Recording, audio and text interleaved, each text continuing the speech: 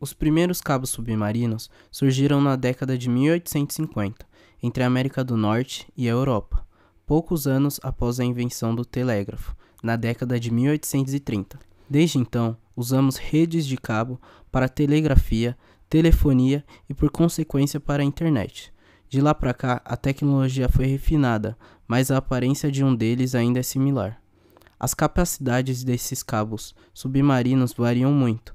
Normalmente, os cabos mais novos são capazes de transportar mais dados do que cabos de 15 a 20 ou 160 a 200 terabytes por segundo. Esse número representa a capacidade total que seria possível se o proprietário do cabo instalasse todos os equipamentos possíveis. O mais comum é que os responsáveis pela conexão atualizem os seus cabos gradualmente, conforme a demanda do cliente exigir. Qual o custo dos cabos? O projeto de ligar o Brasil com a Europa deu início em Portugal, e o primeiro cabo é ligado diretamente da cidade de Fortaleza até Sines. A idealização do projeto esteve presente desde 2013, mas somente em 2018 foi iniciada a construção, cuja mesma demorou aproximadamente 3 anos para ser concluída.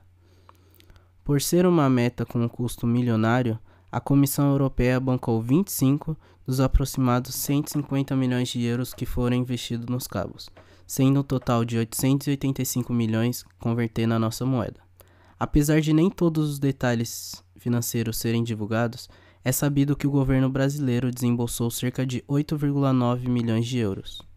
Quem são os proprietários dos cabos? Em geral, as operadoras de telecomunicações são os responsáveis pela implementação e produção dos cabos transoceânicos. Porém, pelo serviço exigir um investimento financeiro alto, são feitos diversos consórcios entre diferentes empresas. Entretanto, alguns cabos, denominados privados, são frutos de grandes investimentos e têm como proprietários grandes potências tecnológicas, como por exemplo o Google ou a Microsoft. Esse grande investimento é de muito interesse para esses gigantes da tecnologia, por adquirirem uma capacidade maior para transmitir dados em alta velocidade. Como funcionam os cabos transoceânicos? Os cabos transoceânicos ou submarinos funcionam como um transporte de dados em altíssima velocidade, ou seja, basicamente os cabos transoceânicos servem para levar serviços de comunicação como um todo para o mundo, como a internet, telefone e outros dados. Entretanto, é natural que os principais serviços prestados pelos cabos sejam voltados para a internet, já que é possível transportar dados relacionados a fotos, mensagens de textos, áudios, vídeos e basicamente tudo que é necessário para um espaço virtual mais dinâmico e funcional. Para que fique mais claro, eles possuem basicamente a mesma função que um cabo USB ligado a um computador tem para transportar arquivos para um celular ou outro aparelho, por exemplo, mas é claro, em proporções infinitamente maiores. Estima-se que os cabos mais atuais tenham capacidade de transmitir até 250 terabytes de informação, com velocidades que já chegaram até 26,2 terabytes por segundo, durante testes feitos em 2019.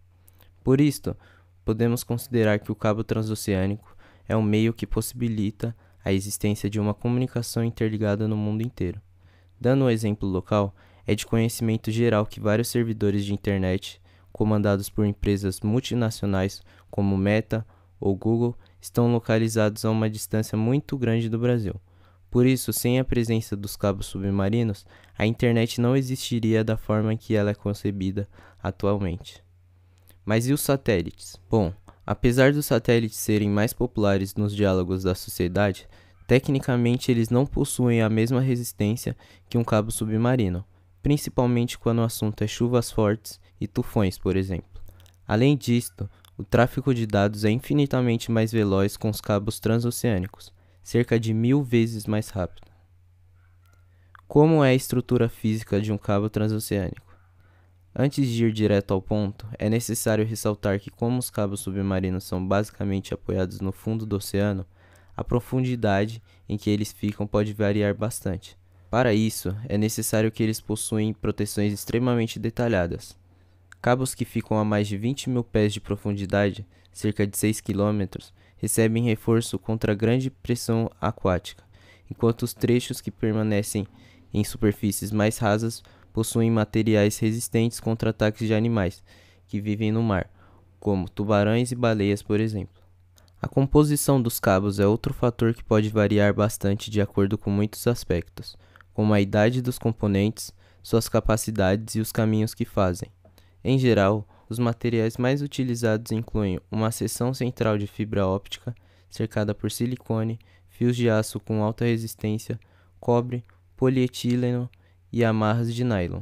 A proteção contra a entrada de água é feita com barreiras de alumínio ou vaselina.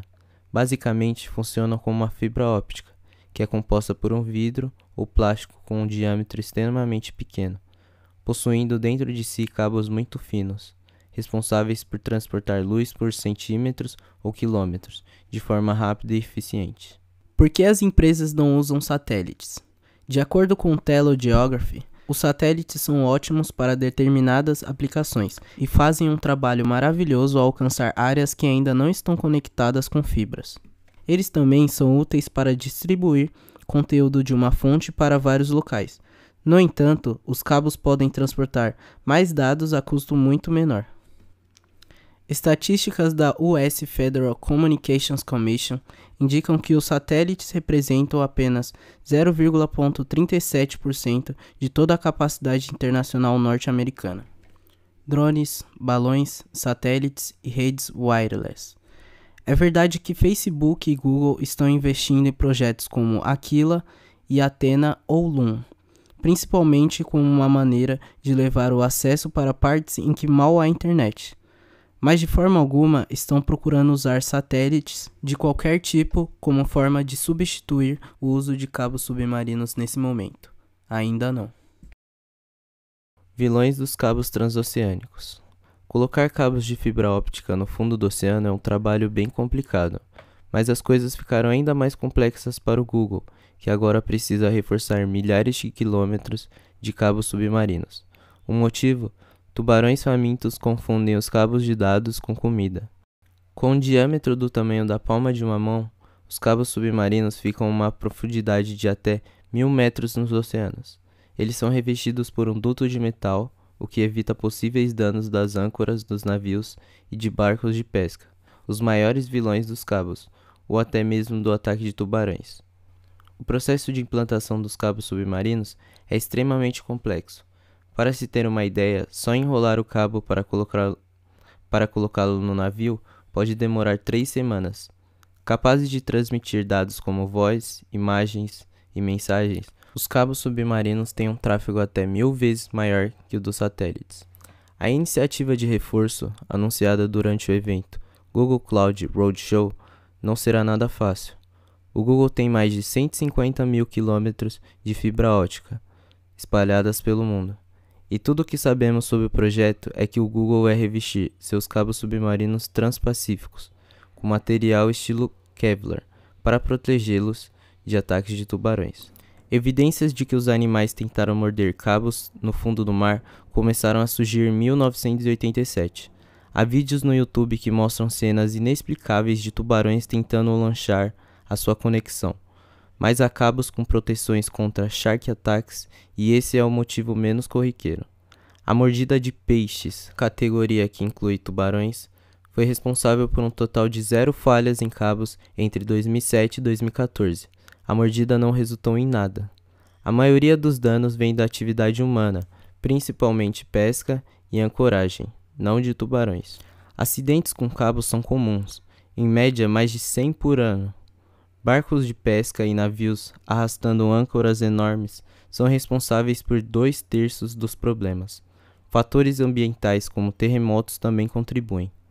Menos comum ainda é algum componente submerso falhar.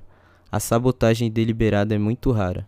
Os cabos submarinos têm vida útil de 25 anos, mas geralmente são aposentados mais cedo porque estão economicamente obsoletos.